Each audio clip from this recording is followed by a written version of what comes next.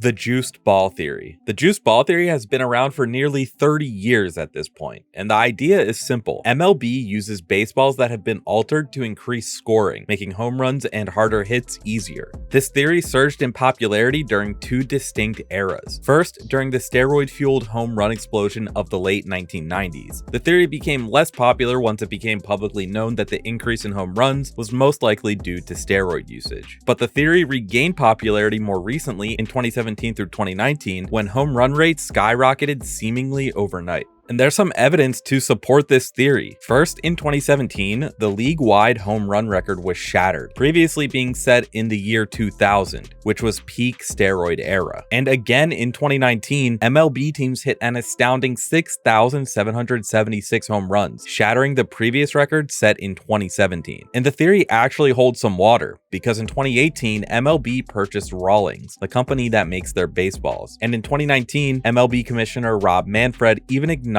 a difference in the balls. Later in 2022, a Business Insider investigation revealed that 3 different balls were used in the 2022 season. One of these was called the Goldilocks ball, as it had increased exit velocity and launch compared to the others. This Goldilocks ball was found to have been used in multiple New York Yankees games, conveniently in the midst of Aaron Judge's historic season, where he broke the American League record for home runs at 62. The plausibility here is moderate. While there's clear evidence that the ball has changed over time, proving deliberate manipulation by MLB to boost offense remains difficult.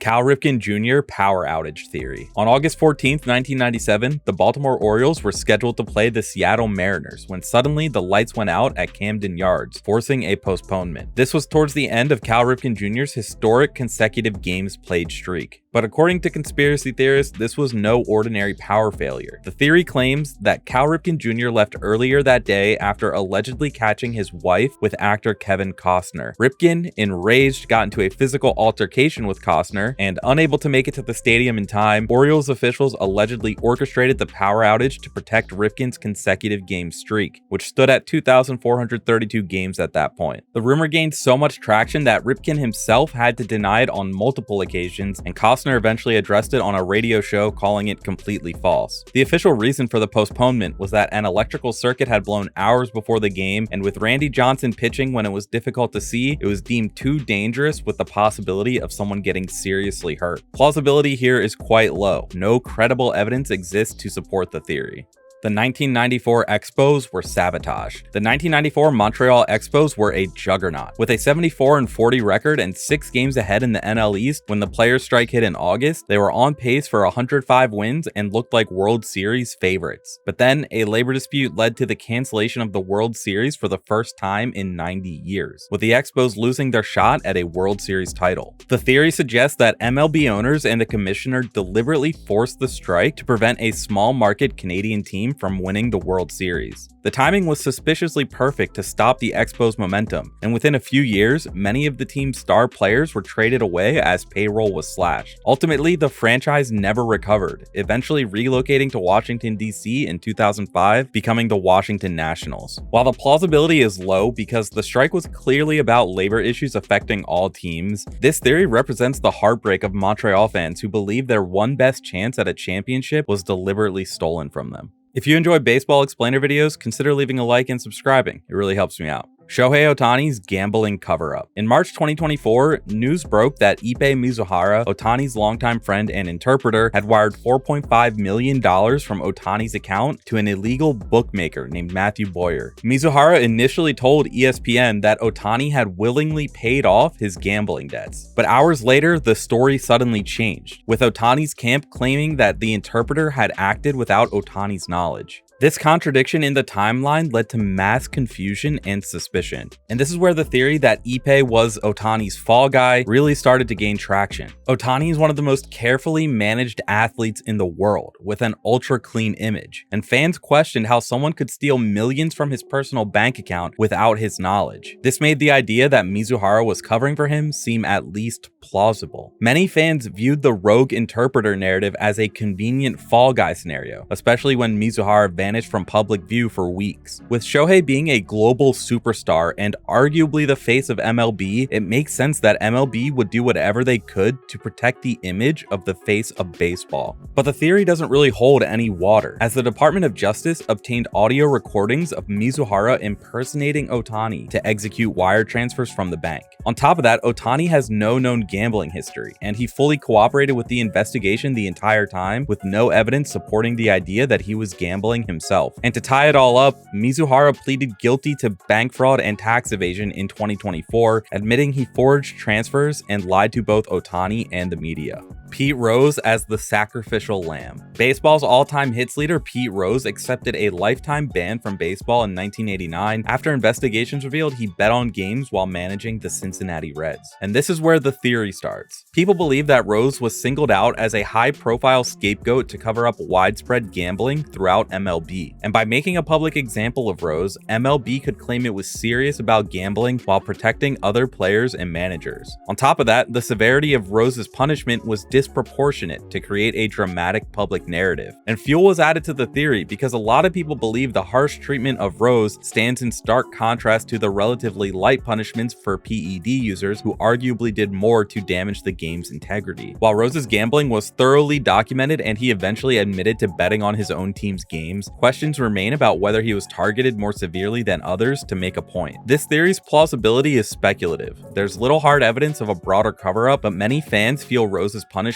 didn't match MLB's treatment of other offenders. The Astros secret buzzers. The Houston Astros sign-stealing scandal of 2017 and 2018 is proven fact. They used cameras to steal opponents' signs and communicated pitch types to batters by banging on trash cans. But some believe this was just the tip of the iceberg. The deeper conspiracy theory suggests that Astro players wore electronic buzzers under their uniforms that vibrated to indicate pitch types. The buzzer system was more sophisticated than the trash can banging and harder to detect, and MLB discovered the buzzers but covered up this aspect of the scandal to protect the sport's image. And there's speculative evidence to fuel the theory. Jose Altuve's strange behavior after his 2019 ALCS winning home run off Yankees closer Aroldis Chapman, when he appeared to signal teammates not to rip off his jersey during celebrations. Though MLB's investigation found no evidence of buzzers, many fans and players remain unconvinced. Mike Piaza tipping pitches. The 2004 MLB All-Star Game in Houston featured one of baseball's strangest mini-conspiracies, centered on Mets catcher Mike Piaza and pitcher Roger Clemens. The theory suggests that Piaza deliberately tipped pitches to American League batters when catching for Clemens, and this was Piazza's revenge for the infamous 2000 incident when Clemens threw a broken bat at him during the World Series. This sabotage led to Clemens being hit hard, giving up 6 runs in the first inning.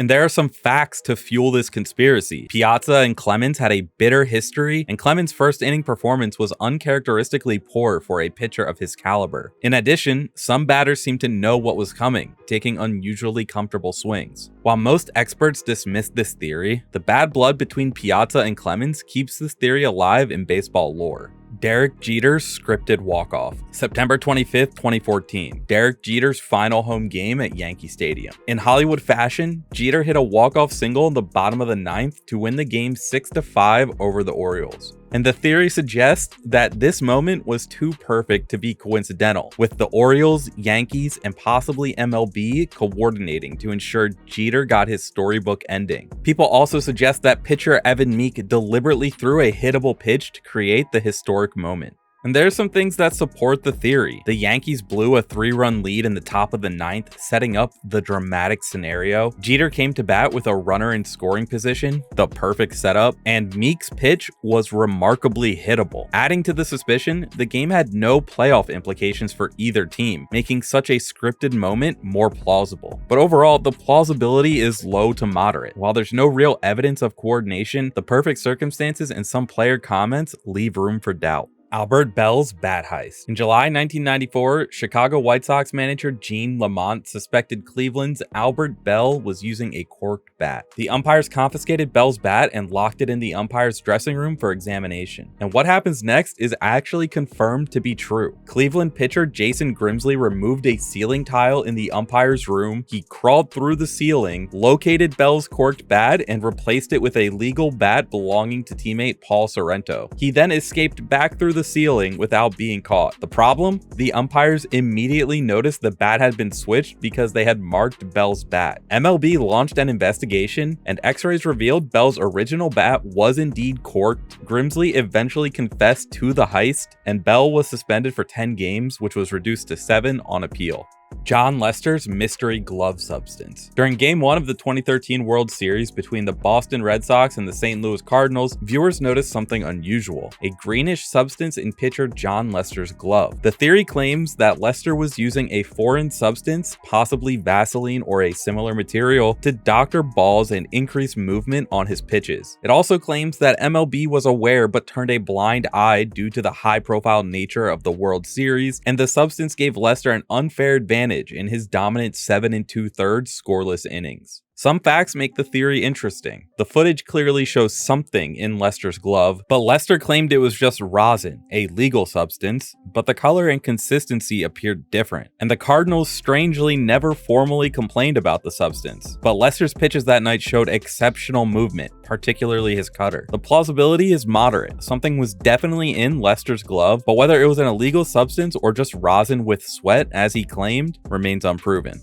Barry Bonds was blacklisted. Barry Bonds' final MLB season was 2007, when he hit 28 home runs with a .276 batting average and led baseball with a .480 on-base percentage. Then, nothing. No contract offers, no team interest, career over. The theory claims that MLB owners colluded to keep Bonds out of baseball despite his continued productivity. This unofficial blacklisting was punishment for his connection to the Balco steroid scandal and his abrasive personality, and MLB wanted to distance itself from its steroid-era poster child and his chase of more home run records. And there's evidence to fuel this theory. At age 42, Bonds posted offensive numbers that would typically earn a player at least a designated hitter role. His 1.045 OPS would have led the American League that year, but not a single offer materialized, not even for the league minimum. Bonds filed a collusion grievance against MLB, but an arbitrator ruled there wasn't sufficient evidence of an organized boycott. The plausibility is high. While formal collusion wasn't proven, the combination of legal troubles, negative publicity, and MLB's desire to move past the steroid era created a perfect storm that effectively ended Bonds' career despite his continued productivity.